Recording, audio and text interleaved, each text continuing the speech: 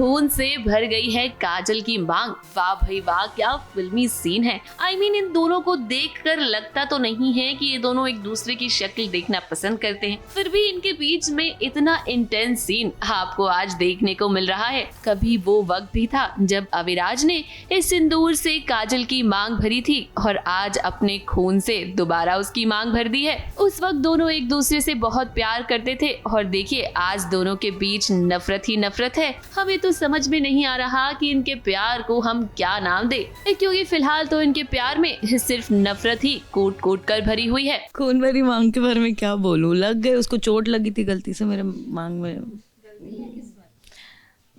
My God, क्या बात है, गलती या किस्मत। जो समझना है समझ लो। आई मीन वही तो इंटरेस्टिंग है कि इसीलिए पुराने थॉट्स में चले जाते हैं, क्योंकि ये सारी चीज़ें हो रही है कहीं ना कहीं, क्योंकि डेस्टिनी एक चीज़ होती है, तो शायद डेस्टिनी ये करवा रही है, हो सकता है। और मेरे लिए तो ये जो भी है, इससे मुझे इसका धोखा, इसने जो दर्द दिया है वही याद आता है, तो इसलिए मुझे इतनी अंदर से इरिटेशन होती है इसे देख के। कॉन्शियस माइंड में, लेकिन सबकॉन्शियस माइंड कहीं ना कहीं वापस वहीं पे लेके जा रहा है दोनों को अल्टीमेटली।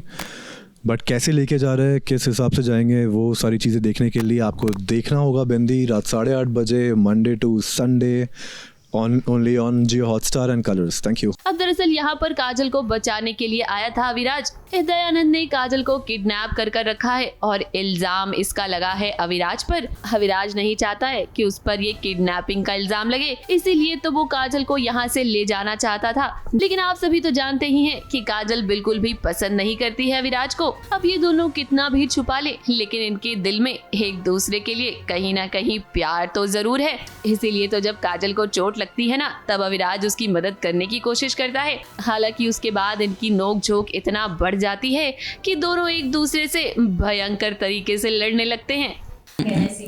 ट्रस्ट तो है ही नहीं, काजल को कैसे करेगी ट्रस्ट, इतना झेला है उसने इन लोगों के चक्कर में। और जो सच्चाई दयानंद के बारे में काजल को पता है वो अविराज को पता नहीं है, तो इसलिए भी वो ऐसा रिएक्ट कर रहा है। अगर उसे, मुझे ऐसा लगता है कि अगर काजल बता देगी या पता चल जाएगा तो शायद उसका टेक अलग हो चीज़ों को लेके, बट उसे अभी तक पता नहीं है। उसे बस ये लग रहा है कि इसको क्या मुंह खोलने की ज़रूरत थी, नहीं खोलती तो नहीं फंसती, नहीं होता ये सब। बट काजल हर चीज़ जानती है, इसीलिए वो उसमें है कि नहीं बताना ही नहीं है, बिंदी के बारे में बताना ही नहीं है। वो अड़ी हुई है इस चीज़ पे। दूसरी तरफ हम देख रहे हैं कि कहीं ना कहीं फिक्र भी है जो दिखाई दे रही है कहीं ना कहीं अविराज की तरफ से। हाँ, मतलब ऑफ कोर्स होगी, कहीं ना कहीं वो कनेक्शन तो था ही ना पास्ट में। वो डिनायल में है, बट अंदर से हम कभी कभार फील करते हैं, बट हम उसे डिनाई करते रहते हैं, नहीं ऐसा नहीं है, ऐसा नहीं है। तो मुझे लगता है वो चल रहा है उसके साथ। तो काजल को गलतफहमी है कि किडनैपिंग जो है वो शायद अविराज, उसके दयानंद के कहने पे अविराज ने। ऑफ कोर्स, क्योंकि दयानंद के कहने पे ही अविराज ने 10 साल पहले काजल को फंसाया था, उसे जेल भेजा था, तो उसको तो यही लगेगा कि वो कितना भी डिनाई करे, वो है ना, भाई बोलता है ना वो उसे, तो उस कर सकता है ना वो। तो मुझे नहीं लगता काजल गलत सोच रही है। तो क्या इंटरेस्टिंग फैक्ट आने वाला है, क्योंकि हम जल्द ही सारे व्यूअर्स देखना चाहते हैं आप दोनों को एक साथ में एक अच्छे से। मुझे लगता है उसमें तो बहुत टाइम है, बट ऐसे बीच बीच में मिलना और ये बैंटर्स तो रहेंगे ही, जो काफ़ी इंटरेस्टिंग होंगे। बहुत जल्दी पता चल जाएगा सब कुछ, सच्चाई पता चल जाएगी, तो फिर मज़ा नहीं आएगा ना। तो वो थोड़ा वक्त लगेगा तो अच्छा लगेगा। अब भाई अगर आप दोनों इतना झगड़ेंगे तो आपके दुश्मन तो जरूर कामयाब होंगे ना।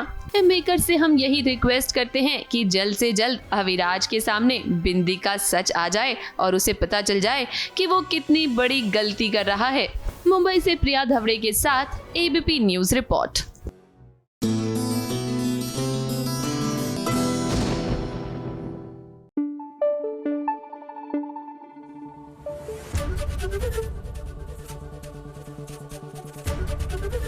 एबीपी न्यूज आपको रखे आगे।